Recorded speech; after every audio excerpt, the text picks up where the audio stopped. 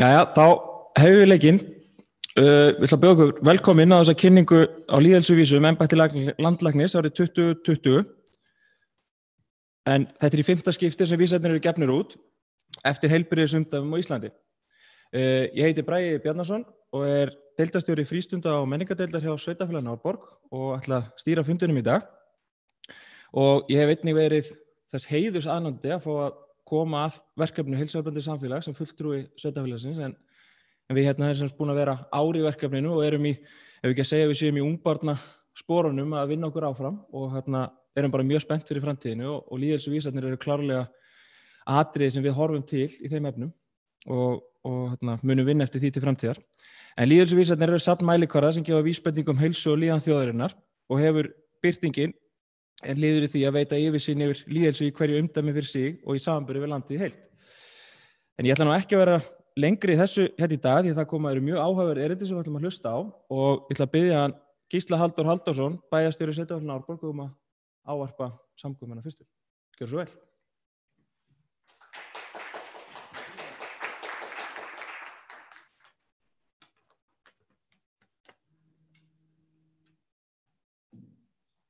Landlæknir og aðrir góðu gestir. Mér langar að byrja á að þakka hjartanlega fyrir þá vinnu sem landlæknisembættið hefur lagt áherslu á með þessum lýðheilsuvísum og einnig fyrir vinnu við verkefnið heilsueflandi samfélag sem við erum stolt af að vera þáttakendur í. Nú, vestræn samfélög eru í vaxandi mæli að gera sér grein fyrir mikilvægi heilsu og vellíðunar og það hlutverk sem þessir þættir leika í sköpun og framþróun.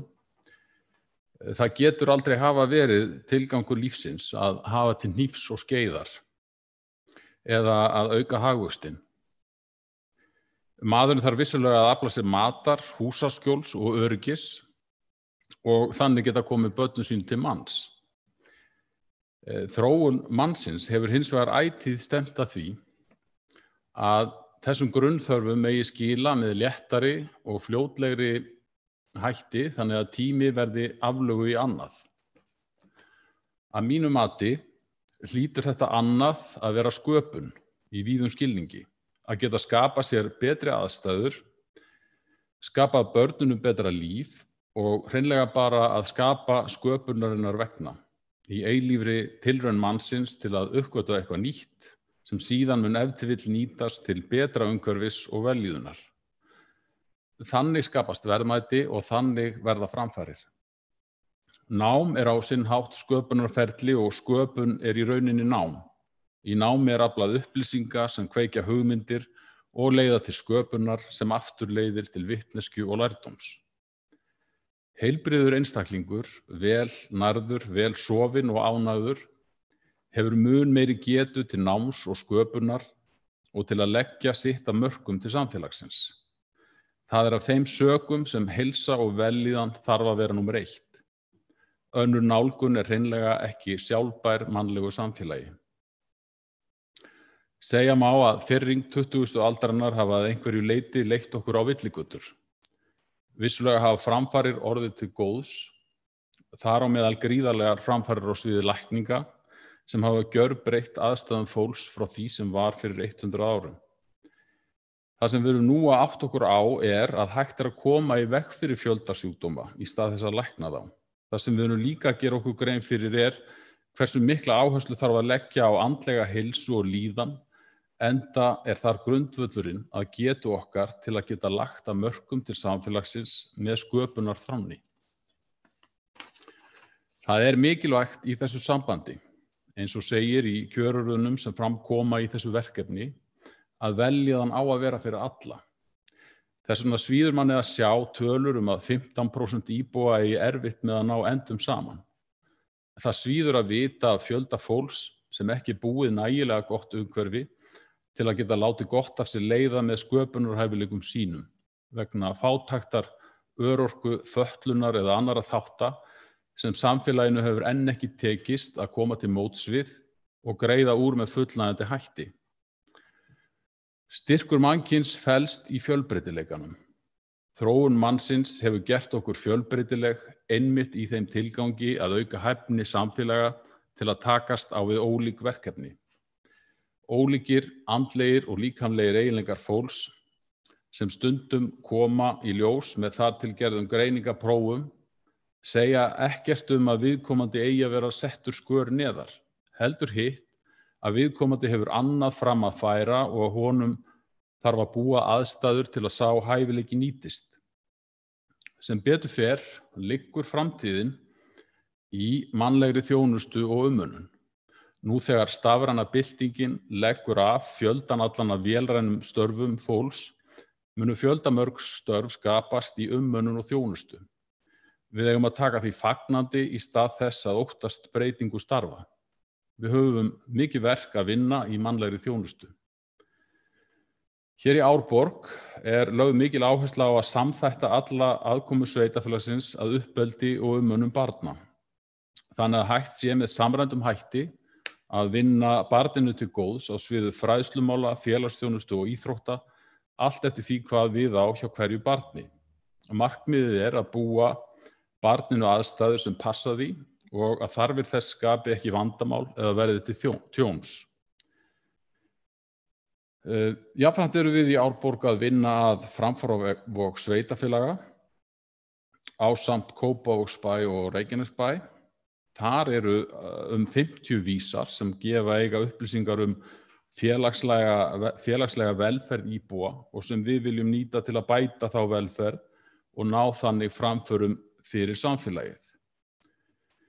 Erfiðasta verkefnið hjá okkur í tengslum við Framfararvogina hefur verið að finna leiðir til að breyta þessum upplýsingum sem birtast í þessum 50 vísum í beinharðar aðgerðir til að ná árangri.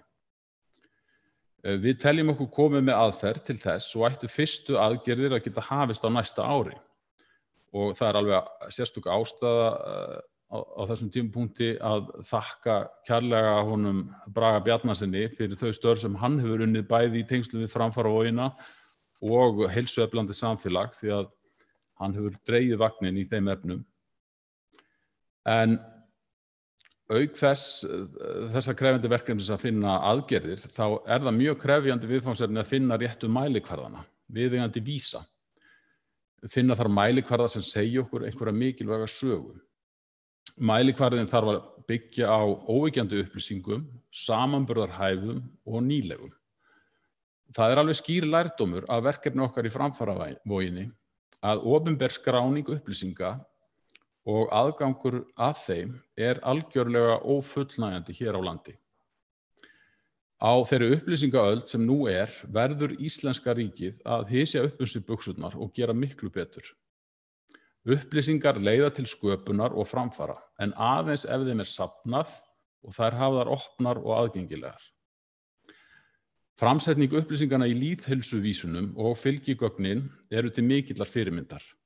Gott að átta sig á þeim og skýrar leiðbeiningar fylgja alla vísana. Eina ábendingin sem mér dettur í hug að það gæti verið gagnlegt að hafa einnig upplýsingar aldursdreifingu í umdæmunum. Ýmsir þættir svo sem liðskiptaaðgerðir og kransaaðgerðir tengjast mjög aldri og því segir aldursdreifingi í umdæmi heilmikið það hvort viðkomandi vísir telst í hærra lagi eða ekki með því að hafa aldurinn til samanburðar.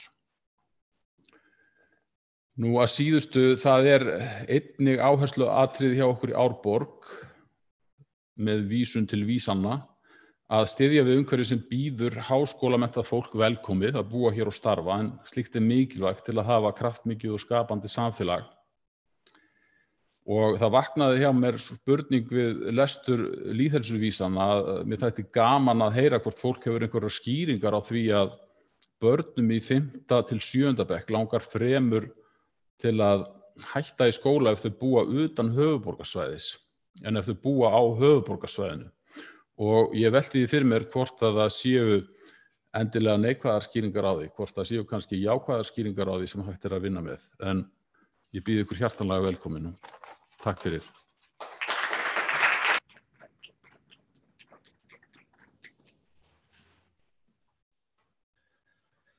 Takk hérlega fyrir þetta Gísli og hlý orðið minn garð. Takk hérlega fyrir það. Þetta eru mjög skemmtileg verkefni og verkefni sem við viljum vinna og eru góð fyrir samfélagið og það er bara heiður að fá, eins og ég sagði hana, heiður að fá að taka þátt í þeim. En næsta sviði vil ég bjóða hana Ölmu D. Möller, landlækni, en hún ætlar að tala samstöð og samstarfi í kóinu. Gjörðu svo vel. Já, bæjarstjóri, kæru gestir, þeir sem hér eruð og þeir sem fylgist með á streyminu. Ég vil byrja á að þakka bæjarstjóra fyrir góð orð og vekja okkur til umhugsunar margt og það er ánægilegt að vera hérna aftur. Við vorum nú saman hérna fyrir rúmu ári að undirrita samkomulag að sveitarfélag Árborg yrði heilsueflandi samfélag. En ég var beðin að tala aðeins það sem við höfum öll verið að standa í undanfarnar vikur og mánuði og í raun samstarf samfélagsins alls, en það COVID-faraldurinn og hérna við erum með lýðheilsuvísa lúta að honum og þar erum við annars vegar með COVID-19 greiningar og eins og sést á myndinni þá eru þær langflestar á Vestfjörðum, þau fengu meiri faraldur en við sáum annars staðar á landinu og fæstir vext á Austurlandi. Og sama með sóttkví að það ósköp svipuð dreifing þar á. Nú, ég ætla að tala bara almennt COVID-faraldurinn og þetta byrjaði nú allt í janúar að þá fylgdust við með fréttum frá Kína. Þar var verið að byggja sjúkrahús í skyndi. Við sáum látið fólk á götunum og það var algjörlega augljóst að þarna var ekki neina venjulega flensu að ræða eins og sumir vildu vera láta. Nú, hér maður sem heitir Mike Ryan og vinnur hjá Alþjóðaheilbrigðismálastofnuninni og mikill sérfræðingur og hann hefur talað svona veirufaraldra og ég ætla að vitna í hann og hann segir, þið þurfið að vera snögg, þið þurfið að fara eftir veirunni, það verður að stoppa útbreiðsluna og það verður að vinna með samfélaginu og það þarf alltaf að vera með ykkur í liði og þið þurfum að vera samhæfð og staðföst og þið þurfum bara að vera fljót, ekki sjá eftir neinu og þið verður að vera fyrst til að bregðast við. Annars bara nær veiran ykkur og þið verður að vera undirbúin. Og þetta bara allt saman hárrétt og sem betur fer að þá byrjuðum við mjög snemma að undirbúa okkur hér. Og við vissum nú snemma að þetta var ný veira og hún var mjög smitandi. Einn maður að meðaltali smitar aðra 3 og svo aðra 3 og þannig koll af kolli og fljóta að gerast. Ekki til bóluefna, ekki til meðferð og við sáum að þetta olli miklum veikindum og við vissum svona nokkuð vel smitleiðina fyrst. Nú sem betur fer að þá eigum við viðbragðsáætlun og við búum við mjög frekar skýrt skipulag. Við erum með sóttvarnalög og þar það heilbrigðisráðherra sem tekur ákvarðanir að fengnum ráðleggingu frá sóttvarnalækni. Við erum með lög almannavarnir og við áttum áætlun heimsfaraldur.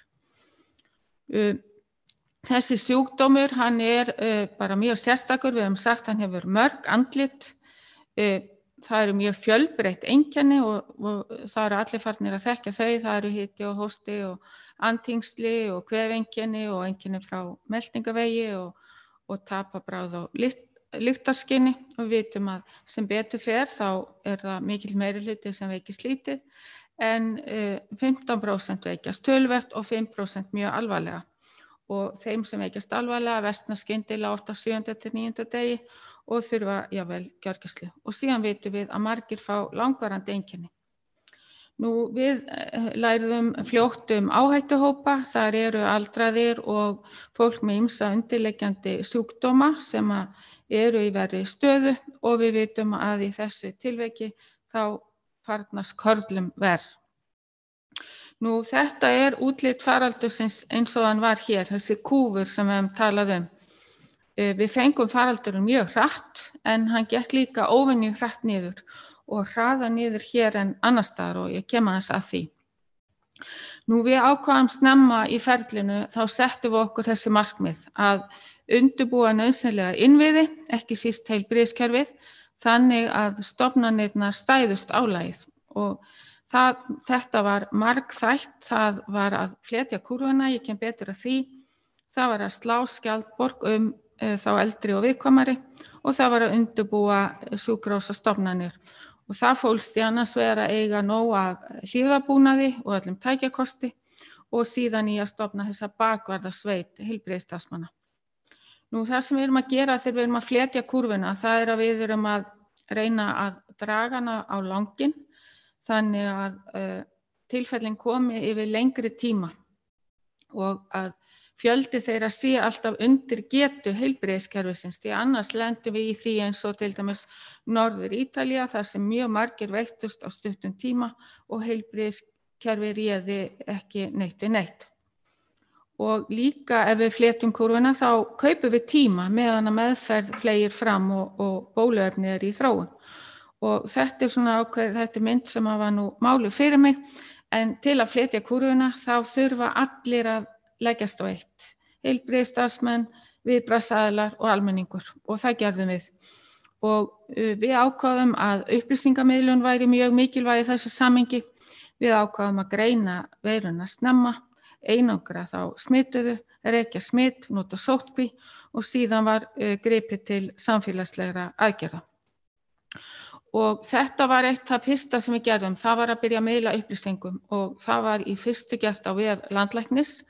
Þar voru allskyns leiðbeiningar til heilbrigðisstarfsmanna, til almennings, til viðbragðsaðila og í raun leiðbeiningar allt milli himins og jarðar sem að sóttvarnalæknir og hans fólk báru hitann og þungana. Síðan í byrjun mars þá kom vefurinn covid.is og síðan þessir daglegu upplýsingafundir. Nú það var sem betur fer snemma byrjað að prófa fyrir veirunni og við vorum búin að prófa í raun í 4 vikur áður en fyrsta tilfelli greindist. Og þetta var auðvitað gert bæði í heilsugæslunni og síðan þessi mikilvæga skimun sem að Íslensk erfðagreining fór í. Nú það var ákveðið að fylgja eftir þeim sem að voru smitaðir að sjá hverja þeir gætu hafa útsett og þetta var gert annars vegar með þessu víðfræga smitrakningateymi sem hefur vakið athygli víða um heim. Þar eru heilbrigðisstarfsmenn og lögreglumenn og síðan appið sem að við komum mjög fljótt í gagnið. Og þeir sem voru útsetti voru settir í sóttkví og þetta var til þess að þetta er einstakur árangur að 57% allra sem greindust voru þegar í sóttkví. Þannig ímynda ykkur ef svo hefði ekki verið og hver og einn af þessum hefði verið úti að smita 3 og svo koll. Þannig að þetta er svona lykillinn í því hvað okkur gekk í raun vel. Nú síðan voru þessar samfélagslega aðgerðir að það var heimsóknarbann sem að hjúkrunarheimilin gripu til, það var samkomubann, það var að loka mennta á háskólum og fleiri aðgerðir en ég bendi á að þetta eru í raun mjög miklu mildari aðgerðir heldur en flestar aðrar þjóðir hafa gripið til sem að voru jafnvel með útgöngubann þar sem fólk fekk ekki að fara út svo vikum skipti. Nú síðan þurftu auðvitað að undirbúa heilbrigðisþjónustuna og sá undirbúningur hófst þegar í janúar og þarna höfðum við spálíkan vísindamanna sem að hjálpa okkur og þar var spáð fjölda tilfella, hverju við gætum búist við varðandi innlagnir bæði á sjúkrahúsa og gjörgæsludeildir og eins og faraldurinn byrjaði bara mjög bratt að þá litu þessar fyrstu sviðsmyndir illa út þannig að við vorum á fullu við að undirbúa að fá verri faraldur en sem betur fer raun varð á og þessi mynd þarna hún sýnir þessi fyrri sem ég sýndi hérna veirurnar undir kúplinum, þetta er það sem á ensku kallar containment þegar við reynum að halda veirunni í skefjum og þetta er svokölluð skaðaminnkun eða hérna mitigation, þannig erum við að reyna að minnka afleiðingarnar af því að smiti er komið. Nú síðan var Landspítalinn svo snjall að búa til þessa göngudeild og þarna var fylgst með hverjum einasta sýkta einstaklingi á öllu landinu. Það var reynt að hafa fólk heima eins og hægt væri og það var metið síma og fjarþjónustu og síðan kallað inn ef eitthvað bjátaði á og kannski fekk fólk vökvi í æð og gat svo farið heim aftur og á þennan hátt þá ekki vafi í mínum huga að það var hægt að minnka þörf fyrir bæði spítala-innlagnir og gjörgæslu meðferð og líka að meðferðinni fleygði fram eins og gjörgæslu meðferð þegar faraldurinn byrjaði þá leit út fyrir að svona 80% þeirra sem þyrfti innlögn og gjörgæslu myndi látast hvað sem væri gert en meðferðin hún auðvitað við lærðum á þessum vikum og hér létust 10% þeirra sem þurftu að gjörgæslu halda 16% þeirra sem að þurftu meðferð í öndunarvél og þetta eins og best gerist og auðvitað líka hluti af þessu að við réðum við allan tíman. Það var bara hægt að vinna í róa næðin á gjörgæslu. Það var ekki þetta ástand sem skapaðist eins og Ítalíu þar sem við sáum heilbrigðisstarfsmenn hlaupa á milli sjúklinga. Og við áttum nógan búnað, nóg af öllu. Meðan við sáum hjá öðrum löndum, þá kláraðist lífðarbúnaður, þá kláraðist líf og svo framvegis. Nú þetta fræga spálíkan og þarna bara dagar á X-ásnum og fjöldi tilfella á Y-ásnum og rauðan kúrfan sýnir þennan óhefta veldisvöxt hvað gerist ef við erum ekkert að gera. Ef bara hver og einn fær að smita 3 og svo kolli, þá fjölgar tilfellum gríðarlega hratt. Síðan brotnalínan svartsýnsspá fjölda tilfella og samfelldarlínan líkleg spá. Og svo punktarnir það sem að raunverulega gerðist. Þannig að spáin, hún gekk eftir þessi góða spá. Og þetta það sem við vorum að gera, að við ætlum að draga niður með því að einangra þá sem voru smitaðir og leyfa þeim ekki að smita fleiri, þá erum við að toga þessa kurvu niður. Og þetta sem sagt tókst okkur. Nú síðan höfðum við þetta miklar ágjör af því að við lögðum svo mikinn kraft í að sinna COVID að það yrði einhver önnur heilbrigðisþjónusta vanrækt og auðvitað ákváðum við að fresta ekki brýnum skurðaðgerðum og meðferð sem gæti beðið en við lögðum mikla áherslu á að reyna að sinna öllu sem væri brátt og ég held að það hafi tekist og við auðvitað höfðum líka áhyggjur af að við myndum missa með einhverjum tilfellum, fólk gæti dáið heima úr COVID, fengi hjartaáföll og þeir ekki á spítala og þetta sáum við dæmi bæði frá Kína og frá Bandaríkjunum. Það til dæmis fækkaði innlögnum vegna hjartasjúkdóma helming eins og í New York og fólk dó þar bara úr öðru líka en við sáum hjá okkur að það dó ekki fleiri þessa vikur og jafnvel færri og það getur verið gaman að hugsa skýringarnar á því. Þær geta til dæmis verið auðvitað það var minna af öðrum sýkingum að því að við vorum svo duglega að þvo okkur og allt það, kannski minni lúnabólgur en líka var þjóðfélagið allt í hægagangi og við vorum ekki að taka á í ræktinni og margt fleira þannig að það bara gaman að velta því öllu fyrir sér. Nú hverju ber að þakka góðan árangur, það var auðvitað þessi undirbúningur og viðbragðsáætlun og allt það en líka að samfélagið nægilega lítið til að stuttar boðleiðir og það sáum við alltaf þegar kom upp einhver vandamála, það var enga stund gert að fá samband á vettvang og redda hlutum og við erum vön að vinna saman og það var möguleiki að hafa yfirsýn og stjórn. Ímynda ykkur bara New York eða ykkur slíka stórborg það er náttúrulega algjörlega vonlaust að hafa einhverja yfirsýn. En við erum líka nægilega stórt samfélag til að geta veitt þessa góðu heilbrigðisþjónustu. Og svo erum við þetta best sem þjóð þegar ábjátar. Við erum vön að standa saman í gegnum náttúruhamfarir til dæmis. Þannig að við gerðum þetta öll saman. Nú, þetta svolítið skemmtilegt graf, það hægt að slá upp orðanotkun og hér notkun orðsins fordæmalaus og þið sjáuð að notkun þess jókst alveg gríðarlega þarna 10. mars þegar allt var að fara á flug. Nú, við erum ekki búin og faraldurinn geisar en við getum byrjað á að reyna að læra af því sem á undan gengið og það sem að heimurinn þarf að gera, það að við þurfum að hjálpast að kenna hvert öðru og miðla upplýsingum bæði faraldurinn og sjúkdóminn og hvernig var gert og Við erum þegar að miðla upplýsingum notkun viðbragðsáætlana, smitrakningu, skimun. Við höfum mælt meira en flestir spálíkanið og COVID-göngudeildina. Síðan verður auðvitað mjög fróðlegt, kannski þegar aðeins lengri liðið, að bera saman mismunandi viðbrögð þjóða, bæði áhrif á lýðheilsu, áhrif á efnahag og svo framvegis.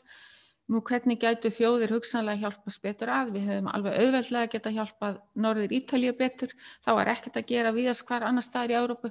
Þannig að það hefði verið vitulegt að senda teymi frá öðrum löndum þangað og þá bæði til að hjálpa og til að læra.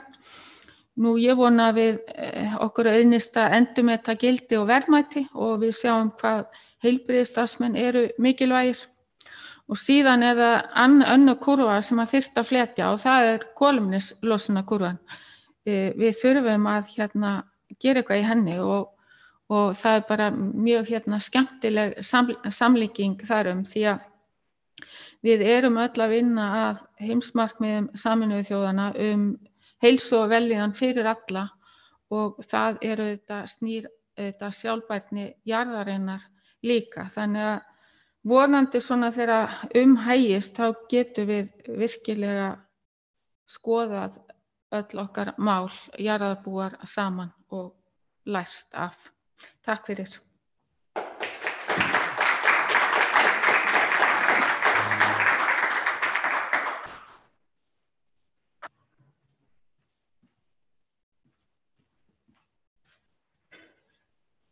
Takk hérlega fyrir þetta, Alma. Heyrðu, næst kemur hún Dóra Guðrún Guðmundsdóttir hingað upp til okkar, sviðsstjóri hjá embætti landlæknis og hún ætlar að fara nánar yfir lýðheilsuvísana núna sem eru tengdir lifnaðarháttum og líðan. Við höfum hana velkomna á svið.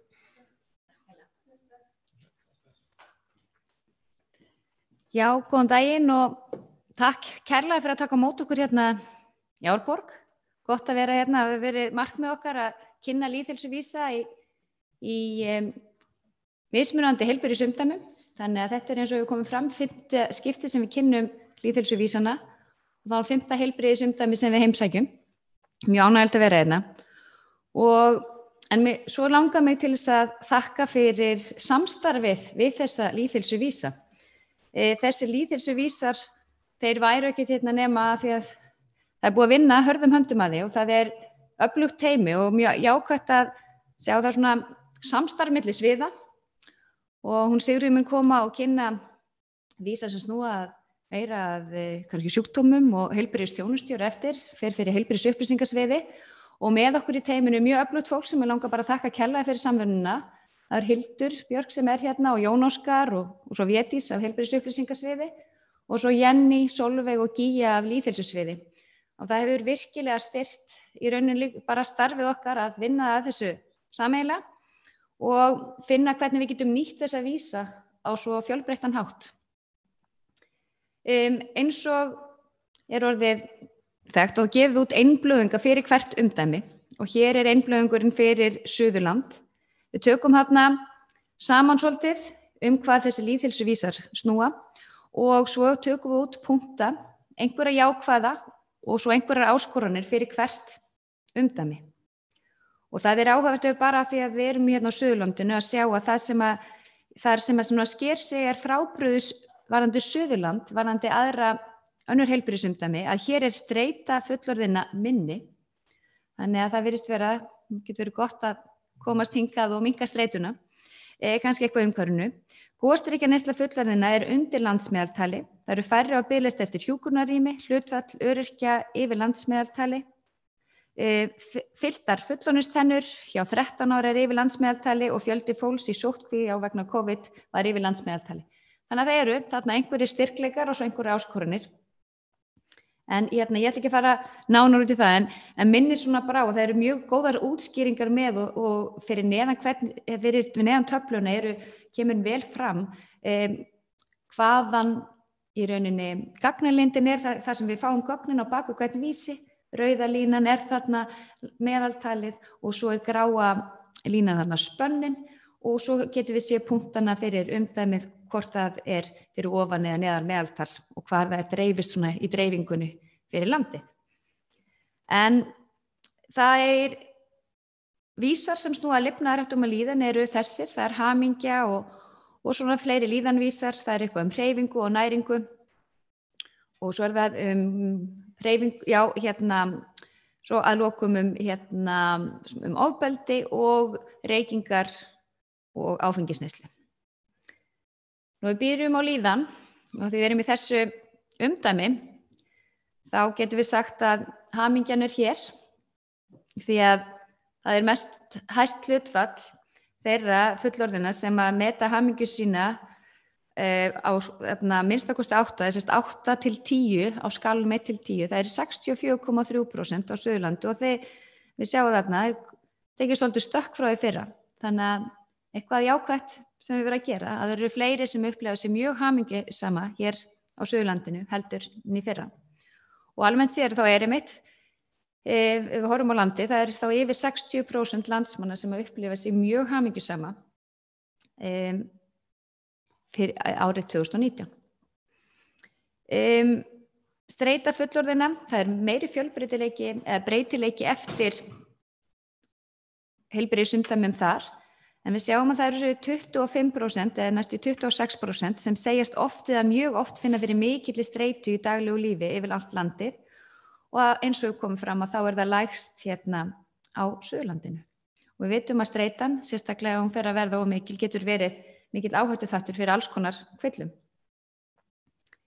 Nú, eitt vísi sem frekar nýr hjá okkur og kannski eitthvað sem við erum fann að nýtt að skoða, nýtt viðfangsefni svona í lýðheilsunni einmanaleikinn, því það virðist vera að einmanaleikinn sé virkilega stór áhættuþáttur fyrir andlega líðan. Við vitum það að góð félagsleg tengsl mikilvægasti þáttur fyrir vellíðan og þá á móti að upplifa einmanaleika, að vera einhvern veginn, án þessara félagslegu tengsla hefur neikvæð áhrif. Og það eru 10% landsmanna sem segjast oft eða mjög oft finna fyrir einmanaleika, en þarna sjáum við líka að það einhver svæði sem skera svo út og við þurfum kannski aðeins að taka sér með smá fyrirvara að þegar við sjáum svona eitt eins og Austurlandi, þetta geti verið vísbending eitthvað að það sé tæplega 15% sem að finna mjög oft eða oft fyrir einmanaleika og við erum að fylgjast með hvort að þetta sé verður svona áfram næstu ári eða hvort þetta var eitthvað sem var eitthvað sérstakt fyrir árið 2019. En önnur umdæmi svona svolítið, meira, ekki eins mikinn breytileiki. Nú eitt sem að, það bara COVID hefur stólið svefninum frá Almu, líklega bæði tekið mikið svefn frá henn, en Alma landlæknir hefur haft mikinn áhuga og talað mikið svefn og ég vil tekið það frá þann hluta í þessum kynningum. En COVID fekk fókusinn núna í ár, þannig ég að kynna ykkur fyrir svefntölurnar. Við vitum það að svefnin gríðarlega mikilvægur fyrir heilsu okkar og líðan. Og eins og Alma landlæknir hefur bent á að ef við gætum tekið ávinningina af því sem góður svefn gefur okkur sett hann í eina pillu, þá væri það afskaplega eftirsóknarverð pilla. Það sem sagt gríðarlega mikilvægt að ná góðum svefngæðum og náum mörgum tímum í svefnum. Og þarna sjáum við á efri hluta glærunar, þá sjáum við hlutfall fullorðinna sem sefur í jafnaði 6 klukkustundir eða minna á nóttu. Og við þurfum 7 klukkustundir, þannig að það svo 6 klukkustundir að minna, það of lítill svefn. Og það alveg 4% landsmanna sem nær ekki nægum svefni. Og þetta aðeins mismunandi eins og við sjáum þarna, þetta eru svona bilunarna 25 til 35%. Það virðist vera, þarna Austurlandið með lægsta hlutfallið og það má velta fyrir sig skoða svolítið, hefur það eitthvað að gera með stöðu sólar. Austurland næst því að vera á réttum tíma, við sem erum vestar fjær því. En það veststaðan eða fæstir sem að ná nægum svefni á Suðurnesjum. Nú svo það sem kannski vekur ennþá meiri áhyggjur að sjá hversu mikið af úlingum á aldrinum 8. til 10. bekk ná ekki nægum svefni. En þeir þurfa alltaf meiri svefn, þeir þurfa minnst að kosta 8 tíma. Þannig að það eru 43% á landinu öllu sem að ná ekki nægum svefni. Og það að eina af þeim kannski kenningunum það að aukin vanlíðan hjá börnum og ungmennum megi skýra með svefnskorti og þess vegna stendur til hjá okkur að við erum að undirbúa í samvinnu bæði við heilbrigðisráðuneyti og forsætisráðuneyti að fara í vitundavakningu mikilvægi svefns því að það er eitthvað sem við ætlum að gera með heilsueflandi samfélögum að vinna efnum og höfum við tekið ákveðin svæði fyrir hverfi þar sem við höfum farið sérstaklega með fræðslin og það er áhugavert að sjá hvort að það sé nóg eða hvort við þurfum að breyta klukkunum til þess að ná almennilegum svefni. Nú svo kemur það upp hérna sem að minnst á hérna í upphafi mitt að það er sláandi að kannski eru einhverja jákvæðar skýringar á það líka en nokkuð hátt hlutfall sem segist oft eða alltaf langa til að hætta í skóla. Og þetta getur skipt kannski máli hvenær ársins þetta er spurt að þessu, en þetta er spurt hérna á sama tíma og þetta eru gögn frá rannsóknum og greiningu sem að spyrja öll börn sem að mæta í skólan 5. til 7. bekk í skólan þann daginn, svo framalega sem að ekki þeim hefur verið neitað að taka þátt og þarna eru 14% yfir landið og já eins og bent var á hérna í opna erindunni hjá bæjarstjóra þá er hérna höfuðborgarsvæðið með 12% en það fer allt upp í yfir 20% á Austurlandi. Og kannski bara svo ótrúlega margt spennandi að gera fyrir utan skólan þarna út á landi að það er eitthvað meira spennandi en þetta er virkilega mikilvægt að skoða þetta. Nú ef við skoðum þetta allavega í samhengi við það sem ég sett þarna á glæruna fyrir neðan hlutfall drengja í 5. til 7. bekk sem hafa orðið fyrir ofbeldi einu sinni oftar í skólum í vetur, þá er það allavega ekki góðar fréttir og við þurfum að tryggja það að skólinn sé öruggur staði fyrir börnin okkar, að þeim geti liðið vel þar, þannig náðu best að læra og að þau verði ekki fyrir ofbeldi í skólanum. Við erum að sjá eins og við erum komið fram og við erum að skoða önnur gögn að það virðist vera aukning í ofbeldishegðun, alls konar ofbeldishegðun og ekki bara hjá strákum. Ungar stúlkur líka að taka það sem hafa lent í slagsmálum og svo er verið að taka þetta upp og annað og eins og lögreglan hefur bent á og þá er mikilvægt að við fullorðna fólki stígum inn og bendum á þetta er ekki í lagi, þetta er ekki æskileg hegðun og stoppum þetta. Nú þá koma hreyfingu og næringu. Þarna sjáum við á þessari glæru hreyfingu samkvæmt ráðleggingum hjá 5. til 7. bekk og svo þarna fyrir neðan er þáttaka í skipulögðu íþróttastarfi. Nú, samkvæmt ráðleggingum þá þurfa börn að hreyfa sig 60 mínútur á dag og það virðist ekki svo hátt hlutfall vera að ná því og það er líka umhugsunarvert. Hvernig getum við aukið hreyfingu? Það getur líka hjálpa líka til að ná góðum svefngæðum að ná að hreyfa sig nóg yfir daginn. Og það eins og við sjáum, það er ekki nóg bara að búa til skipulagt íþróttastarf, þetta þarf líka að vera þessi óskipulagða hreyfing að ganga og hjóla til og frá staða, að bjóða upp á hreyfistundir líka í skólanum sem er kannski ekki bara þetta skipulagða starfheldur í rauninni að hugsa svolítið út fyrir boxi hvernig aukum við hreyfingu. Því að þáttaka í íþróttastarfi, hún er miklu hærri og við myndum ekki vilja að börnin okkar væru í 60 mínútur á æfingum svona hérna alla daga vikunar. Þannig að við þurfum að passa, það er gott að þau séu, það má ekki vera ofþjálfun, en við þurfum að auka þessa hreyfingu, þessa óskipulegu hreyfingu bara til og frá staða. Það er líka umhverfisvænt og þannig að ég held að sé mikil sóknarfæri þarna. Nú, svo ef við spyrjum líka þarna út í hreyfingu fullorðina, þá eru niðurstöður þeirra sem svaraði stundir litla sem enga miðlungserfiða hreyfingu, þá minna en 15 mínútur á viku. Þetta er afskaplega lítil hreyfing og það er kannski svolítið sláandi að sjá að það eru 11% sem að hreyfa sig eiginlega bara ekkert neitt, þannig sem er meira kannski þannig að það fái sér satt hjartaðans til þess að slá. Og þetta er mikilvægt til þess að fyrirbyggja með hjarta- og æðasjúkdóma og svo í rauninni svo ótrúlega margt að við erum í áhættu fyrir eitthvað, ætlum að koma veg fyrir þá þurfum við að huga að hreyfingunni, þurfum að huga að svefninum og svo þurfum við að huga að næringunni. Og hér eru hlutfall þeirra sem að borða grænmeti og ávexti 5 sinnum á dag eða oftar og það eru ráðleggingar frá embættinu að borða 5 skammta af grænmeti og ávextum á dag. Og þarna erum við líka, það eru innan við, þetta eru 10 til 15% sem ná þessu og það er lítið, þannig að við þurfum líka að huga því hvernig getum við aukið aðgengi að ávöxtum og grænmeti. Og við sjáum það, þetta er svolítið líka, ef við skoðum þetta eftir tekjuhópum, að fólk sem tekjur minna, það neytir minna af ávöxtum og grænmeti, því þetta er töluvert oft á tíðum dýrara. En það er ánægjulegt að sjá, það er töluvert stökk á Suðurlandi í ár frá því í fyrra. Við vorum svolítið hissa að sjá þetta, því þeir eru á Suðurlandi svo mikið að góðu grænmeti út allt ræktað, að það er aukning þarna. En við þurfum að sjá ennþá meiri aukningu út allt land. Nú, hér er mikið áhugaefni. Það er gosdrykkjaneysla. Og við ætlum að bæða sýningur tölur yfir gosdrykkjaneyslu fullorðina og börn. Við eigum Norðurlandamet í gosdrykkjaneyslu, bæði fullorðina og barna, og það er ekkert eitthvað skemmtilegt met, það er ekkert met sem við viljum eiga. Og það virðist vera að gosdrykkjaneysla okkar, hún sé bara aukast. Ef við skoðum þarna appelsínugulsúluna og gulusúluna bara fyrir landið allt, þá er margtakur munur þarna frá 2017 til 2019 í aukningu. Það er yfir 20% fullorðin sem drekka gosdrykki daglega eða oftar. Og ef við skoðum börnin, þá er staðan ekkert betri þar.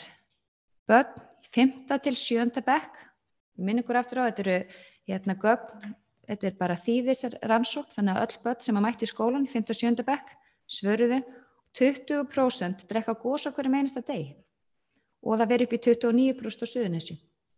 Gos, það er alltof ódýrt á Íslandi. Við höfum í rauninni, ég myndi segja að það er örugglega óvart gert að við erum með skattaívilnun á gosdrykkjum, því að þegar þeir flokkast með matvælum, fóru úr hærra virðisaukaskattsþreppi í lægra, að þá erum við rauninni að gera aðgengi að gosi auðveldara, með því að við lækkum verð, þá gerum við aðgengi auðveldara, það hefur aukið neysluna og við sjáum fullt af þáttum, neikvæðum, heilsutengdum þáttum sem tengja gosdrykkjaneyslu. Ef við skoðum svona yfirlitsgreinar á það hvað er mikilvægasta aðgerðin til þess að draga úr offitu, þá er það að setja auka álögur á gosdrykki. En við höfum virðist verið einhvern veginn óvart að fara í hina áttuna og við tókum álögur af gosdrykkjum. Og þetta er eitthvað sem við erum að ræða við stjórnvöldum að þetta þarf bara að laga. Nú hefur komið áfengi, tóbaki og rafrettum.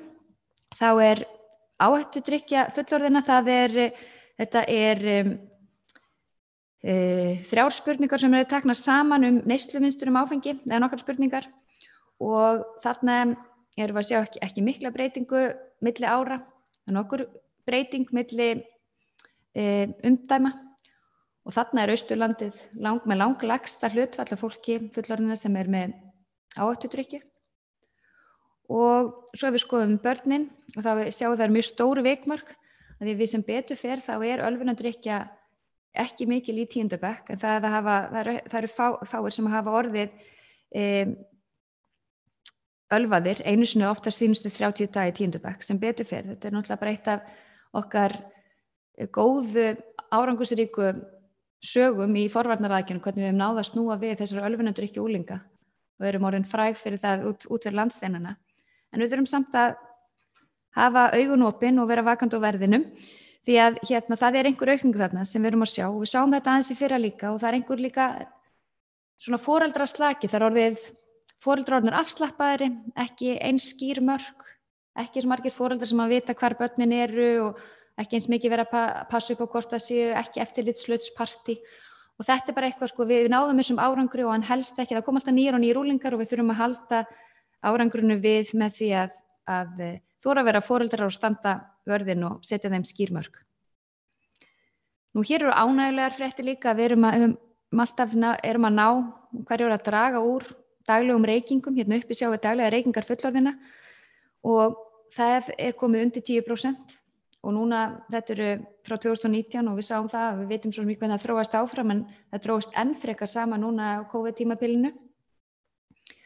En svo er það hins vegar þessi tóbaksnotkun í vör fullorðina sem er á uppleið, og það er líka svolítið mismunandi eftir landslutum, mjög mikil aukning þarna, sérstaklega höfuðborgarsvæðinu og Suðurnesjunum, þannig sem dregur þetta svolítið upp og svolítið á Austurlandi, og ég get sagt ykkur að við einu sinni birtum við bara niðurstöður tóbaksnotkun í vör karlmanna af því að það var svo lítil meðal kvenna, en þessi aukning á sér stað bara meðal kvenna, það er dregist staðan saman með hjá karlmönnum, ungum, en sérstaklega ungar konur eru þarna í mikil aukning af þeim. Þannig að við þurfum að huga því. Þetta er eitthvað sem við höfum séð líka í hegðun sem hefur verið vinsæl á Norðurlöndum. Og við þurfum bara að passa að þetta verði ekki einhver útbreiðslu og einhver tísku fyrirbæri hérna. Nú, svo það, ætla ég líka enda á jákvæðum fréttum að það hefur dregið úr rafrettunotkun og sem við ennþá meira á COVID-tímabilinu, við erum samt hérna að tala gögn sem safnað í upphafi 2020, að það spurt í 10. bekk hverjir hafa notað rafrettur síðustu 30 daga og þá er það bara að hafa notað. Og það er mikil minnkun í því og ég held að það er náttúrulega mikil umræða orðum það skaðsemina, margir heldur þetta væri skaðlaust, svo kom upp fullt af tilfellum skaðsemi og svo var það sérstaklega líka bent á að þetta færi afar illa að vera eitthvað að anda að sér einhverjum gufum í lungun þegar á COVID-tímabilinu, vitum ekkert langtíma áhrifin af þessu og við höfum áhyggjur af þessu meðal ungmenna. En þá teljum við að fyrir þá sem vilja hætta að reykja þá sé betra að fara yfir í rafrettunotkun, en það er náttúrulega alls ekki mynstrið þegar við erum að tala ungmenn í 10. bekk sem hafa aldrei prófað að reykja, þá er það náttúrulega snýst eitthvað allt annað. En þá er það komið yfirferðinni yfir lýðheilsuvísa sem snúa að lifnaðarháttum og líðan. Þannig ég þakka bara kærlega fyrir mig.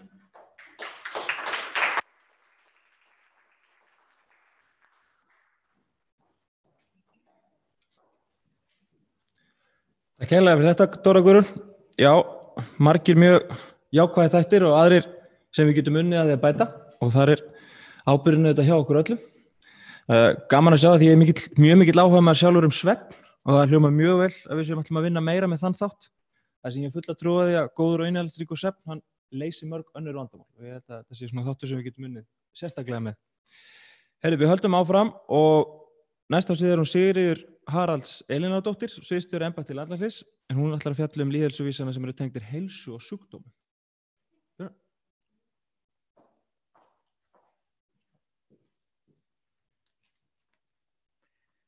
Takk fyrir það og ég tek undir með Dóri, gaman að vera hér á Suðurlandi. Ég ætla að byrja aðeins að fjalla vísa sem að snúa samfélagi, en kannski aðeins áður en ég geri það, að þá bara aðeins til þess að rifja þau upp að tilgangur okkur með lýðheilsuvísum er að auka skilninga á málefnum tengdum heilsu í nær umhverfi fólks og hvetja til þess að þið skoðið þetta í ykkar samfélögum. Frekar að gera það heldur beinlínis að nota þetta sem árangus og frammistöðumælikvarða. Kannski að þetta í sumum tilvikum, þetta er svona kannski bara til þess að hvetja til þess að skoða hlutina betur og þær upplýsingar sem við erum að veita í lýðheilsuvísum, þær þarf að túlka með viðeigandi samfélagi í huga. Lýðheilsuvísi getur verið hærri eða lægri í einu samfélagi borið við saman við annað, en það þarf alltaf þessa lokal þekkingu á samfélagum til þess að túlka. Þetta eru vísarnir sem við höfum samfélagi. Það er íbúafjöldi, hversu mikið íbúum fjölgar, kynjahlutfall og fleira. Og það var gaman að heyra bæjarstjórann tala það áðan að fara svolítið inn á þessa vísa. Og ég ætla í sjálfu sér ekkert að taka alla vísuna, ég aðeins svona valið úr þeim þar sem langar að sýna ykkur. Hér er til dæmis einn sem ég veit að þið þekkið að í þessu heilbrigðisumdæmi hefur íbúum fjölgað meira en í flestum öðrum umdæmum fyrir utan Suðurnes. Og heilbrigðisumdæmi Suðurlands eru margt sérstakt og hér eru margar áskoranir. Þetta er gríðarlega stórt, landfræðilega stórt umdæmi, þeir eru með eitthvað 30% heildar flatamáli landsins á meðalhafi kannski eins og 8,5% af íbúðunum. Ef þið reiknið íbúa per ferkilometra þá er þetta eitt lægsta hlutfallið á landinu ef ekki lægsta. Þannig hér eru ýmsar áskoranir, það er mjög langt á milli byggðarlaga, milli Hveragerðis og Hafnar eru yfir 400 kilometrar, þannig að allt þetta skapar heilmiklar áskoranir og þó að íbúum hafi fjölgað hér meira heldur en í öðrum heilbrigðisumdæmum þá er fjölgun auðvitað ekki jöfn yfir allt umdæmið, það þekkið líka að fjölgunin hefur verið hér í Árborg og kringum Árborg og kannski svona minni þéttbýlis kjörnum að meðan hefur aðeins fækkun austasta-svæðinu og í Vestmanni. Þannig að það þarf maður líka svona að hafa í huga og bæjarstjórinn nefndi áðan þetta með að eiga erfitt með að ná endum saman. Það skiptir miklu máli vegna þess að svona félagslegir og efnahagslegir þættir hafa mikil áhrif á heilsu og það beinlínis eitt af heimsmarkmiðunum Sameinuðu þjóðanna að vinna gegn fátækt og mikilvægt að huga að þeim hópum sem eiga erfitt með að ná endum saman. Og þeir hópar eru síbreytilegir og bara á tímum eins og COVID þarf að huga sérstaklega að því og lyfta sérstaklega undir þá hópa. Síðan eru heilsu og sjúkdómar. Hér erum við með ýmsa mælikvarða sem eiga að endurspegla bæði andlega og líkamlega heilsu, notkun heilbrigðisþjónustuna og svona forvarnaraðgerðir. Og meðan að Dóra talaði þessa lifnaðarhættu og líðan, þá eru þeir bara svolítið hér og nú. Við sjáum þannig hversu mikið fólk reykir og hvernig það hreyfir sig akkurat í dag. En þegar við komum yfir heilsu og sjúkdóma, þá erum við farin að tala þetta sem tengjast svo aldri. Og auðvitað er svona sterkasti áhættu þátturinn fyrir sjúkdómum náttúrulega hækkandi aldur. En til viðbótar þar ákveðnir lifnaðarhættir sem hafa gríðarlega mikil áhrif á heilsun okkar og það iðulega þannig. Það eru margir lifnaðarhættir saman sem hafa áhrif á tíðni sjúkdóma eins og hjartasjúkdóma og krabbameinin. Það er reykingar auðvitað, hreyfingin og margt annað. Þarna kemur þetta saman. Og eins og ég segi, þá hafa þessi vísa svolítið tíman í sér. Það tekur áratugi að fá einhverja niðurstöðu varðandi tiltekna vísu og þó við breytum einhverju í lifnaðarháttum núna, þá tekur það líka heillangan tíma að sýna sig og sannast í breyttri sjúkdómatíðinni.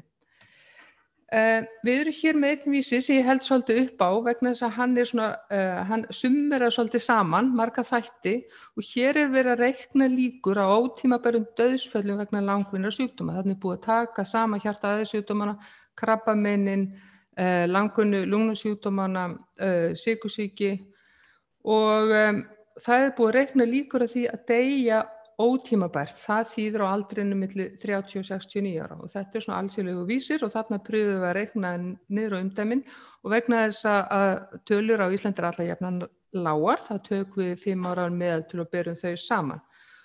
Og þið sjáuð svona heildina, þá hefur þessi tala lækkað, þannig úr einhverjum 11% fyrir 15 árum niður í 8% núna. Og þetta bara heilmikið lækkun á ekki lengri tíma og þannig bara að koma inn í þetta lækkandi dánatíðni vegna þessara langvinnu sjúkdóma sem bara að skila sér þarna svona sameiginlega árangursmunast í hjarta- og æðasjúkdómum og krabbameinum og öðrum. En við sjáum jafnframt að það svolítill munur á milli umdæma. Öll umdæmi sýnist mér vera að lækka á tímabilinu, svo sjáum við umdæmi sem heldur hærri en önnur og þá má alveg örugglega rekja til lifnaðarhátta svona áratuga aftur í tímann. Ég nefnaði sem dæmi að reykingatíðni á Suðurnesjum, hún fór svolítið seinna niður heldur en í öðrum heilbrigðisumdæmum og það gerir það eitt af því sem skýrir það af hverju Suðurnesjum ennþá með hærri tíðni þarna. Og ef við horfum aðeins í kringum okkur þá líkurnar á þessum dauðsföllum á Íslandi svona sambærileg við það sem í Noregi og Svíþjóð, meðaltalið fyrir Evrópu kannski 14-15%. Þannig talan okkar liggur mjög lágt. Þannig þetta árangur sem við viljum vernda. Ef við hugsum forvarnir þá vitið það að sýklalyfjaónæmi eitt af því sem álitið, svona stór heilsufarsógn í heiminum, tengist mjög mikið notkun sýklalyfja og það hefur verið á starfsáætlun landlæknis, embættis landlæknis í nokkur ár að draga úr notkun sýklalyfja, að draga úr sýklalyfjaávísun og þetta hefur sóttvarnalæknir unnið í samstarfi við lækna í héruðum og bara náðust heilmikill árangur. Sérstök áhersla hefur verið á sýklalyfjaávísun til barna undir 5 ára. Þannig þið sjáuð að þessar tölur hafa heilmikið lækkað landinu í heild í öllum umdæmum. En samt sem áður það var ennþá breytileiki milli umdæma sem hefur eitthvað með svona hvernig við vinnum í hverju umdæmi. Þannig það ennþá rými alveg til þess að gera betur. Og ég setti þarna ganni litla myndnir í horn vegna þess að við erum nýlega búin að gefa út talnabrunn sem svona lítið tölfræði fréttarit hjá okkur. Þar vorum við að skoða ýmsa tölur úr COVID-faraldrinum. Þar sáum við að sýklalyfjaávísanir hröpuðu til barna og fullorðinna líka, meira barna á tímum COVID, á tímum samkomubanns. Auðvitað fylgir það minni tíðni af öndunarfærasýkingum en ekki eingöngu. Þetta eitthvað samspil að aðgengi að heilbrigðisþjónustu og sýkingum. Þannig að, já, síðan það skimanir. Ég sýni ykkur hvernig skimanir eru fyrir brjóstakrabbameini. Eins og við vitum og það hefur verið í umræðinni að við viljum gjarnan að fleiri konur skiluðu sér í skimun við brjóstakrabbameini. Svona heilt yfir þá eru brjóstakrabbamein algengustu krabbamein meðal kvenna. Tíðni þeirra hefur aukist síðustu áratugi en hins vegar hefur lifunin batnað og það skiptir gríðarlega miklu máli að greina þessi mein snemma. Og þess vegna skiptir okkur máli að reyna að hafa góða þáttöku í skimunum og það eitthvað sem dálítið mismunandi milli umdæma. Ég veit að til dæmis Suðurnesin þau hafa heilmikið verið að reyna að vinna í þessu frá því þau sáu lýðheilsuvísana fyrst og þar eru fleiri konur að skila sér. Og heilt yfir, ef við hugsum hvernig við erum í samanburði við löndunum kringum okkur, þá veit ég að til dæmis í samanburði við mörg önnur Norðurlönd, þá eru þau svona nær 80%. Þannig hér heilmikið tækifæri til þess að reyna að gera betur. Varðandi leghálskrabbameini þá staðinn svipuð, en mér langaði að nefna það varðandi skimun fyrir brjóstakrabbameini að við erum þá allavega ekki að lækka, við erum svona heldur að hækka og vonandi höldum við því áfram. Aðeins heilbrigðisþjónustuna, hér erum við nýjan vísir sem sýnir fylltar fullorðinstennur hjá börnum við 13 ára aldur. Það til alþjóðlegu vísir sem gjarnan notaður til þess að skoða svona tannheilsu meðal fólks. Og þá verið að skoða fjölda skemmdra og fylltra tanna saman. Og það ekki hægt að fá svoleiðis gögn nema maður gerir stóra rannsóknir og fara að skoða börn og við eigum ekki slík gögn, nýjast eigum við síðan 2005 og svona stóri rannsókn. En eftir að tannlækningar fyrir börn undir 18 ára urðu gjaldfrjálsar, þá eigum við betra aðgengi að gögnum og við getum líka gert ráð fyrir því að börn svona alla jafna skili sér til tannlækna og þess vegna höfum við þarna vísi sem fjöldi fylltra fullorðinstanna hjá 13 ára börnum. Og við höfum hérna nokkur ár til samanburðar, þið sjáu þetta svona eitthvað rúmlega 1,5 tonn yfir landið í heild, munur á milli heilbrigðisumdæma. Við kannski sjáum ekki strax alveg áhrifin af þessum gjaldfrjálsu tannlækningum en vonandi hefur það áhrif til lengri tíma. En það talað viðmið, svona alþjóðleg viðmið og þá verið að tala að koma þessari tölu niður 1 eða undir 1. Þannig að það eitthvað eftir. Hér líka annar nýr vísir sem langar að kynna fyrir ykkur og hann heitir fjöllyfjanotkun. Hér verið að sjá hversu stór hluti af aldruðum, þarna með við 75 ára aldur, eru á 5 lyfjum samtímis. Og það auðvitað þannig, eins og ég sagði áðan, að þá sjúkdómstíðnin svo tengd aldri og eftir því sem meðalaldur okkar lengist þá erum við með stærri hópa af öldruðu fólki og þá fólk átt að glíma við mjög marga sjúkdóma samtímis sem þýðir að við þurfum að mörgum lyfjum að halda en það gríðarlega mikilvægt að hafa gott eftirlit með lyfjaávísun til aldraðs fólks sem býr við marga sjúkdóma vegna þess að það eru ýmsir þættir sem að koma þar á móti. Sem rýrar lífsgæði eldra fólks og getur valdið slysum og fleirum. Þannig að, og þetta einn vísir sem svona gæðavísir hjá Heilsugæslu höfuðborgarsvæðisins og verður væntanlega þá á landinu öllu þegar nýtt fjármögnunarkerfi tekur gildi á landinu öllu. Þannig það sérstaklega umbunað fyrir það að fara yfir lyfjalista hjá eldra fólki og vonandi sjáum við það einhverja breytingu á þessum vísi þegar að framlíða stundir. En þetta hlutfall í okkur, þetta einhver 55% af fólki yfir 75 ára, þetta virðist vera mjög svipað og hjá öðrum OECD-ríkjum. Þannig við í sjálfu sér skerum okkur ekkert endilega úr. Þetta svona aðeins til þess að vekja athygli á þessu. Við höfum haft þessa 2 vísa með frá upphafi, þetta eru sem sagt komur og heilsugæslustöðvar og þið sjáuð per íbúa, þið sjáuð þeim að fjölga, heilsugæslan í sókn, enda hefur ýmislegt verið gert til þess að styðja við heilsugæsluna og gera hana og styðja hana sem fyrsta viðkomustað sjúklinga.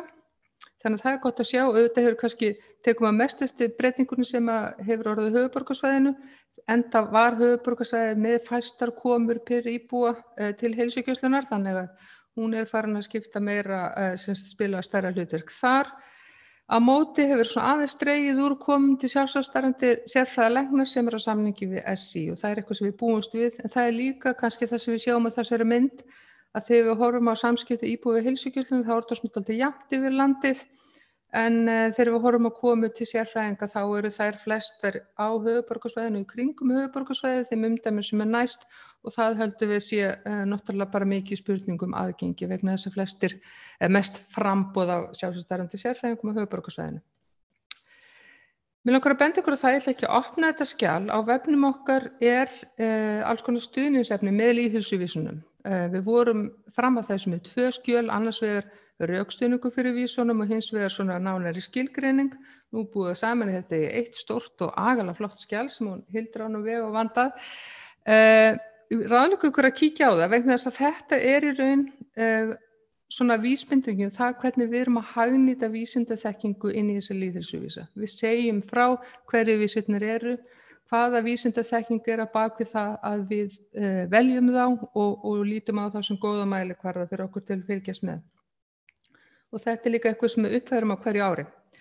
Og síðan skulum við sjá hvort okkur takist að opna þetta mælaborð lýðheilsu. Það þessi eins og ég sjái þá höfum við gefið út lýðheilsuvísana sem einblöðunga á hverju ári fyrir hvert umdæmi. Það auðvitað ekkert voðalega liðugt fyrir mann að vera að bera það saman á milli ára. Smám saman erum við að reyna að koma upp þessum rafræna mælaborði og það á vefnum hjá okkur og þar getum við skoða þessa vísa og hér fór ég bara inn í einn vísin og þið getið nálgast af vefsíðun okkar og hérna ætlum ég bara aðeins að sýna ykkur þá. Hér til dæmis þunglyndislyfjanotkun, við erum ekki komið alla vísuna þarna inn, við byrjum á svo fyrir 2 ára þegar orðin 15 þarna inni. Það sem við bjóðum upp á fyrir utan það sem fram yfir það að hafa þessi einblóðinga að við getum séð tímalínu og hér undir eru þá þau ársvegum. Það hægt að skoða sérstaklega kalla og konu og velja það, skoða bara konur eða bara kalla, skoða bara sérstök ár eða ekki. Hér síðan umdæmin eins og þau eru vön að sjá það, hér sjáum við þau öll saman og getur borið þau saman, en það sem til viðbótar að það hægt að fara, við getum skoða hér 9 fjölmennustu sveitarfélögin. Það mikið kallað eftir því auðvitað í tengslum við heilsueflandi samfélag að fá lýðheilsuvísuna greinda niður á smærri einingar. Það ákveðin vandkvæðum bundi vegna þess að mörg sveitarfélög svo fámenn, en við gerðum það svona í fyrsta kasti að taka þessi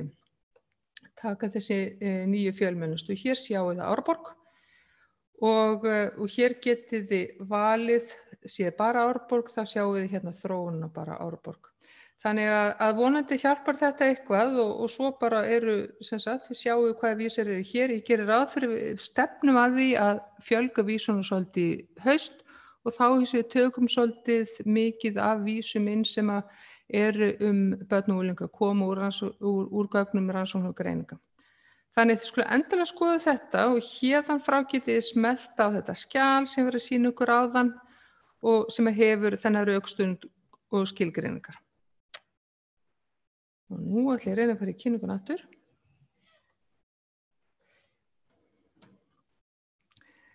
Það sem við gerðum svona aðeins í lokin það að það hægt að nálgast það með ýmsum hætti að brjóta gögn niður á einhverja landfræðilegar einingar. Við sýnum ykkur landi, við sýnum ykkur umdæminu, við sýnum ykkur sveitarfélögin. Við höfum svolítið verið að leika okkur með það að pröfa annars konar skiptingar. Við höfum svolítið gert það þegar sveitarfélögin leita til okkar að reyna að útvega þeim gögn eftir sem þau þurfa og við höfum getu og tíma til. Við langar að sýna ykkur bara hérna 2 dæmi sem að Jón Óskar setti saman bara rétt fyrir þennan fund. Hérna tekið vísina aftur þá sem ég erfitt með hann á endum saman. Landið allt rúmlega 15%. Suðurlandið á mjög svipuðum stað. Sveitarfélagið Árborg heldur hærra hlutfall, þið sjáu svo vikmörkin að eftir því sem að fækkar undir þá stækka þau. Prufumareigna hérna Vestmannaeyjar, þar lægsta hlutfallið, vikmörkin stór en það samt sem áður undir Árborg. Hveragerðisbær, það heldur hærra hlutfall en þarna aftur vikmörkin svolítið stór. Sveitarfélagið Hornafjörður, það náttúrulega orðið mjög fámennt, við erum að prufa þetta.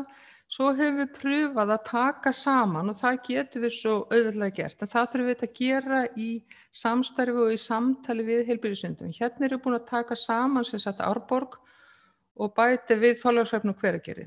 Fyrir mér sem að bý á höfuðborgarsvæðinu, þá þetta allt svolítið sama svæði. Ég veit ekki hvort þið upplifið það þannig, en þetta allavega eitt atvinnusvæði og eitt búsetusvæði á margan hátt. Kannski það eitthvað sem þið viljið. Síðan pröfum við að taka saman allir þessi litlu þéttbýlisstaðir og dreifbýli á mið- og vesturhluta Suðurlands alveg að Vík. Við pröfum að setja það saman hérna í einn hóp.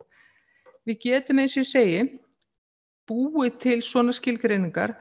Ég hef svolítið hugleitt það hvort við og svolítið rætt það við Byggðastofnun. Ég var á fundi hjá Sambandi íslenskra sveitarfélaga.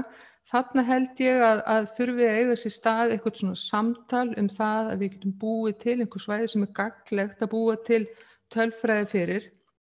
Oft ástæðan fyrir því að við fáum ekki tölfræðin hreinlega ekki hægt að búa hana til út af einhverju svona ástæðum. Ég pröfaði að gera þetta líka Jónaskar fyrir reykingar. Hér sjáum reykingatíðni fyrir landið allt. Við státum að mjög lágri tíðni daglegra reykinga. Heilbrigðisumdeild Suðurland aðeins yfir en þó ekki marktækt. Sveitarfélag Árborg hér undir. Vestmannaeyjabær með sínum stóru öryggismerki hér virðist vera yfir. Hveragerði hér, sveitarfélagið Hornafjörður, þannig aftur með mjög stór vikmörk en samt sem áður. Þannig að með þetta að auki eitthvað svona, það gæti hjálpast og það skiptir auðvitað máli. Við viljum að við viljum ná sama árangri allstaðar. Við viljum að árangur okkur því að draga úr reykingum nýtist öllum. Hvort sem fólk býr í Vestmannaeyjum eða Höfn í Hornafirði eða hvar sem það Og þá gott að eiga svona gögn til þess að hjálpa sér. Þetta sem sagt, við vildum bara rétt sýna ykkur þetta sem hugmynd. Þetta nefnilega þannig að lýðheilsuvísindin gera gagn þegar hvetja til umræðu. Það þessi umræða sem öllu skiptir og sem svo seinna leiði til verkefna í heimabyggð. Tengdi algjörlega við að þú varst að tala framfara vogina og hvað erfitt að finna mælikvarða sem gott að vinna með og síðan búa til einhverja aðgerðir í kjölfari. En þetta dálítið langhlaup. Við erum búin að gefa út lýðheilsuvísindin í 5 ár og við erum í raun bara rétt að byrja, en við ætlum ekki að gefast upp og við ætlum að þróa það áfram. Og þar með þakka ég fyrir mig.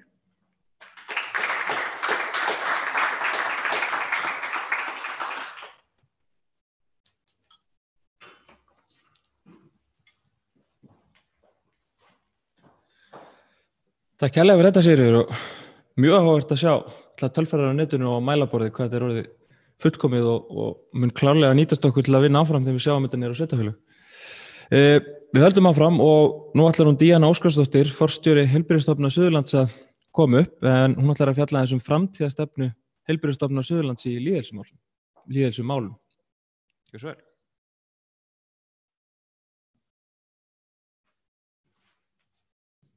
Já, sælveriði og gaman að sjá ykkur og takk fyrir þetta frábæra starf sem þið eru að vinna með þessa lýðheilsuvísa ykkar og ég þakka fyrir gott boð að fá að vera með ykkur í dag til að segja ykkur aðeins frá stefnunni sem að stefnu Heilbrigðisstofnunar Suðurlands í lýðheilsumálum og ég byrjaði að spyrja hvernig getum við nýtt okkur lýðheilsuvísa í heilbrigðisþjónustu og lýðheilsuvísa þau gefa okkur vísbendingar heilsu og líðan þjóðarinnar og það klárlega hægt að nýta það inn í starfi sem við erum að sinna inn í heilbrigðisþjónustu. Við getum fylgst með þeim vísum og skoða þá hvaða vísar að stefna í ranga átt og við getum þar með brugðist við og bætt þjónustuna ef við sjáum að svo þarf að vera og síðan getum við fylgst með því hvernig árangurinn verður á milli ára. Þannig að það algjörlega frábært að fá þetta til viðbótar inn í okkar skipulag. Svæðisbundinn munur á heilsu og líðan þekkt allan heim og við erum mjög þakklátt fyrir að geta brotið þetta svona niður fyrir Suðurland eins og þeir að gera í heilbrigðisumdæmunum og að Heilbrigðisstofnun Suðurlands þar leggjum við áherslu á að bæta heilsu og vellíðan allra íbúa og við nýtum okkur þessa vísa inn í stefnumótun. Þannig að þetta mjög gott mælitæki fyrir okkur. Og þegar við erum að meta þjónustun okkar og skipuleggja hvernig við ætlum að veita þjónustu, þá þurfum við að byrja á því að skoða grunninn og við byrjum á því að skoða hvaða hóp við erum að fara að þjónusta. Og hérna á Suðurlandi þá erum við með 30.000 íbúa, auk þess erum við með 7.000 mann sem eru hérna í sumarhúsum í kringum okkur og áður en að COVID kom þá vorum við náttúrulega með alveg stóran hóp af ferðamönnum sem komu hérna til okkar og vonandi koma þeir nú aftur. Og við sjáum þegar við kíkjum hérna á þessa samantekt ykkar að við erum fyrir ofan meðaltal á landsvísu í fjölgun og við höfum verið að greina það hvernig íbúarnir eru hjá okkur og við sjáum að við erum með stóran hóp af ungu fjölskyldufólki sem kemur hérna til okkar og við erum með stóran hóp af eldri borgurum. Það virðist vera svolítið vinsælt núna að flytja á Suðurland þegar fólk hættir að vinna frá höfuðborgarsvæðinu. Og þetta eru þeir hópar sem að sækja hvað mest í heilbrigðisþjónustuna. Þannig að það mikilvægt fyrir okkur að greina það og síðan áhugavert að skoða hérna með háskólamenntun því að rannsóknir sýna það að menntun og góð heilsa, það fylgir stað. Þannig að við sjáum þarna við erum talsvert undir meðalagi fyrir landið og þetta áhugaverðar hérna, tölur og við komum inn á þá hérna, áðan að það þarf náttúrulega efla þá að við fáum menntað fólk á svæðið og vera þá með störf sem að passa þar inn. Síðan sjáum við líka að við erum með fyrir ofan meðaltal á landsvísum öryrkja sem eru að sækja mikið þjónustu til okkar og við vitum það að öryrkjum hefur fjölgað bara allstaðar núna á síðustu áratugum þannig að þetta er svona það má ekki segja það en þetta eru þessir hópar sem koma til okkar og við þurfum að vera klár með þjónustuna fyrir. Þannig að þetta er svona grunnurinn okkar sem við leggjum til þegar við erum að skipuleggja starfið okkar. En það er margt sem hefur áhrif á líðan og heilsu og þar er náttúrulega menntun, tekjur og félagslega aðstæður sem hefur komið fram hérna í dag. En það er klárlega þannig að heilbrigðisstofnunar getum eflt lýðheilsu með því að vera með gott forvarnastarf. Við þurfum líka að fræða þá meðferð sem við veitum og vera með almenna heilsueflingu. Og það er á þessi fínu mælaborð sem að vera að kynna fyrir okkur hérna áðan. Ég er búin að vera að skoða þetta aðeins og taka svona einhver borð þess að ræða hérna í þessu sem við erum að nýta okkur inn í hérna okkar starf. Það er í raun áhugavert að sjá það að við erum örlítið fyrir hérna ofan, nú er ekki með gleraugun, en við erum svona á pari við meðaltali við landsvísu með það að hérna hvernig fólk metur sína heilsu þegar það er verið að spyrjast fyrir það, en við sjáum líka að það er aukning á því að fólk metur heilsuna verið en það hefur gert áður. Og þá spyrir maður sig hvað veldur þar og þetta er eitthvað sem við þurfum að horfa til vegna þess að þegar fólk metur heilsuna sína slæma að þá leitar það frekar eftir þjónustu. Og við erum með lífstílsmóttökur innan Heilbrigðisstofnunar Suðurlands og það í svona lífstílsmóttöku þá erum við með forvarnastarf og við erum líka að kenna fólki að bera ábyrgð á eigin heilsu. Það er mjög mikilvægt að við gerum það. Við erum í ýmsar ráðleggingar og eftirfylgnir í mælingum og við erum líka með hjúkrunarmóttökur sem sinnir þeim sem þurfa aðstoð við að breyta lífstíl og létta sig. Þannig að þetta er svona starf sem við erum að leggja til inn í lýðheilsumálin. Og við viljum efla þetta starf enn frekar og vera með frekari hvatningu og ráðleggingar hreyfingu, skaðsemi reykinga og vera sem næst kjörþing, hvað það skiptir miklu máli, mataræði og svo svefnheilsuna sem er svo mikilvægt að fólk nái góðri svefnheilsu. En það eru margir þættir sem hafa áhrif á heilsu og við vitum að reykingar er hluti sem hérna er ekki hollt og gott að stunda. Og það sem er jákvætt í þessum glærum er að við sjáum að reykingum fer fækkandi á Suðurlandi en samt sem áður þá erum við aðeins fyrir ofan meðaltal á landsvísu þannig að við getum gert betur og það er svolítið áhugavert að sjá hann á glærunni að karlmenn reykja frekar heldur en konur og þegar ég skoðaði þetta annars staðar á landinu þá var þetta yfirleitt öfugt þannig að það er einhver menning hér sem mætti ráðast á og reyna að breyta. Varðandi grænmetis og ávaxtaneyslu þá náttúrulega erum við með þetta flotta starf hérna á Suðurlandi þar sem er verið að rækta grænmeti og við getum gert mun betur í neyslu á þeim varningi vegna þess að við sjáum að við erum aðeins fyrir neðan meðaltal á landsvísu en við höfum samt bætt í hérna á milli ára frá 2018 til 2019 og konurnar eru þar duglegri heldur en karlar.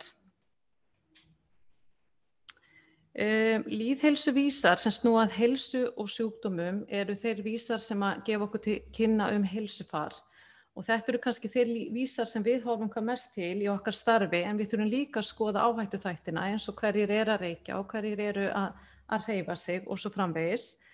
En ég er búin að taka nokkra punkta fyrir og ég ætla að byrja þess að þunglyndis lyfjanotkun, þó að sé búið að varpa þeirri glæru upp hérna áður, að þá þykir mér áhugavert að skoða að þrátt fyrir það að vera aðeins undir því sem gengur og gerist á landsvísu, ef við erum aðeins yfir fyrirgefiði eða svona á pari, að þá sjáum við þar aukning á þessari á lyfjanotkun á Suðurlandi og þá velti ég fyrir mér hvað veldur því?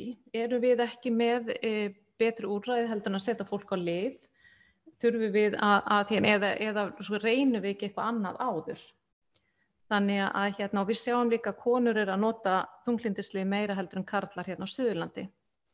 En síðan kíkjum við á það að staðan er ekkert svo slæm hjá okkur þegar fólk að meta hvort það andleg heilsa, hvort hún slæm eða léleg. En við sjáum samt sem áður að það er aukning á því að fólk meti andlegu heilsuna þannig að þeim líði ekki nógu vel. Þannig að þetta er svolítið áhugavert að skoða og svo komum við á glærunni sem búið að varpa upp áður og það er streitan. Og við sjáum að við erum bara nokkuð slök hérna á Suðurlandi.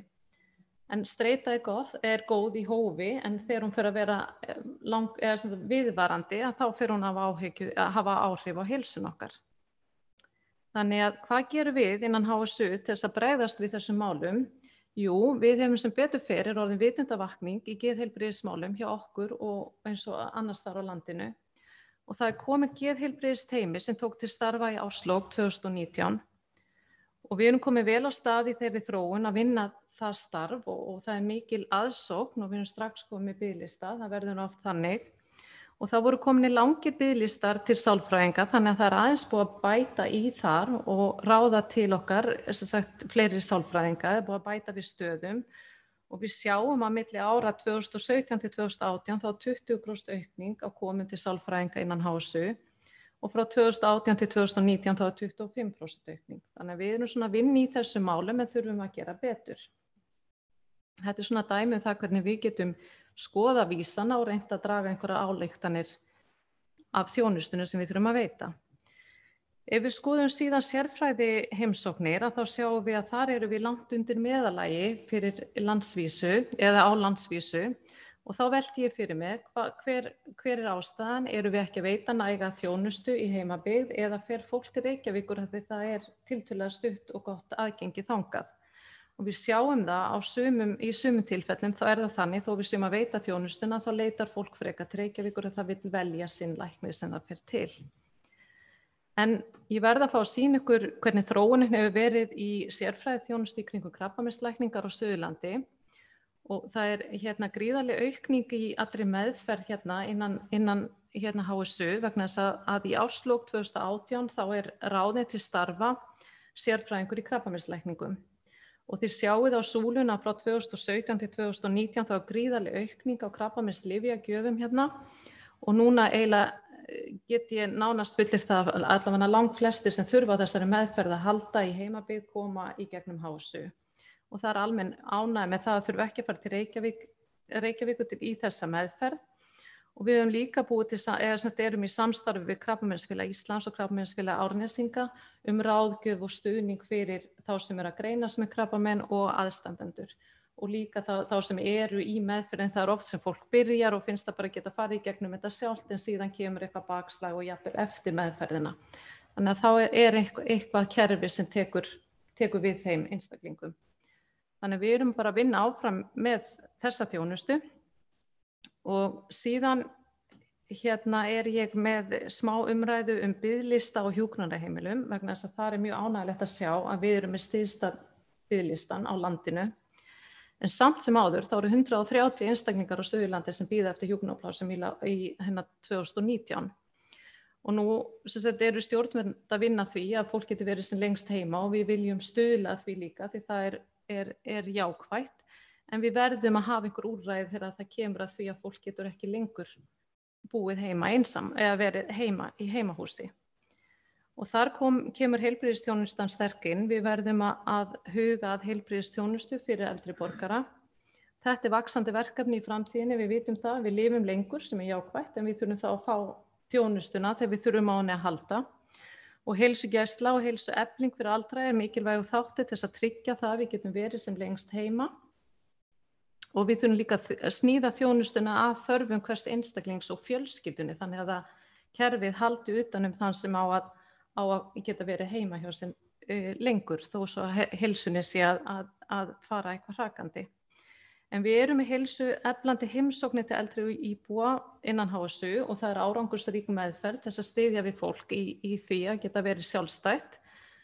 Og við erum líka með átak núna innan HSU að kynna fyrir eldri borgurum hvernig þeir geta nýtt sér heilsuveruna og auðvelda þá aðgengi þeirra heilbrigðisþjónustu þar sem þeir geta þá sótt lyfin sín og annað án þess að koma inn á stofnunina. En það áskorun í þessu verkefni. Við þurfum að tryggja mönnun og við þurfum að tryggja það að við séum með sérhæfða þekkingu í öldrunarhjúkrun og þetta eitthvað verkefni sem mun stækka mjög ört í höndunum á okkur. En síðan nú búið að sýna þessa hamingjuglæru en ég var nú að hafa hana með að sjá það að við erum afskaplega hamingjusum á Suðurlandi sem jákvætt af því það eru sterk tengsl með hamingju og betri heilsu. Svona stutt samantekt hjá mér, þá eru lýðheilsumálin í stöðugri þróun innan Heilbrigðisstofnunar Suðurlands og við getum svo klárlega nýtt okkur þessa flottu vinnu sem verið að vinna og búa til fyrir okkur og hafa hana lýðheilsuvísana sem mikilvægt mælitæki fyrir okkur í starfinu. Og við erum með áframhaldandi forvarnastarf og við ætlum að efla það og erum með það í endurskoðun. Og við erum með heilsueflandi móttökur þar sem við erum að fræða fólku ábyrgð á eigin heilsu. Við þurfum að bera ábyrgð á heilsun okkar. Og síðan erum við með eflandi heimsóknir til eldri borgara og við ætlum að gera meira af því. Geðheilbrigðismálin hjá okkur eru í mótun og við þurfum að klárlega byggja meira utan þann málaflokk hjá okkur. Og síðan get ég nú ekki staði á þess að minnast á lýðheilsudaginn eða lýðheilsuvikuna sem við vorum byrjuð að ræða Heilbrigðisstofnun Suðurlands og sveitarfélagi Árborg og stóð til að vera með í maí, en svo kom COVID og þá bara þurfti að loka eins af það, en ég vona svo sannarlega að við getum tekið upp þráðinn aftur að því ég held að sé afar mikilvægt að vera sýnileg og vera með einhverja atburði í gangi sem hvetur til þess að lifa heilbrigðu lífi. En þetta var nú mín svona yfirferð og þessa mynd tók ég þegar ég var nýfluttingað á skokkinu bæinn sem svo afskaplega falleg. Fallegt að vera á Selfossi. En ef það einhverja spurningar, það ekki bara eftir?